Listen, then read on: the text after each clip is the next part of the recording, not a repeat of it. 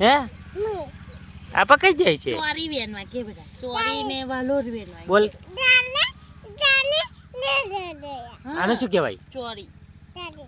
મેં કીધો બેટા હવે રહી જશે ઉભી રે કોને ખાવાનું છે આ તને પપ્પાન તને ભાવે છે બનાવવાનું એમ કે બેટા તને ભાવે છે હા એવું આપા જજે હાચક ભાવે હે કઈ લા મને તો નહીં લાગતું તને ભાવે એવું કમ ખાવાનું આમ ખાવાનું હા તો આમ ખાઈ લેજે કે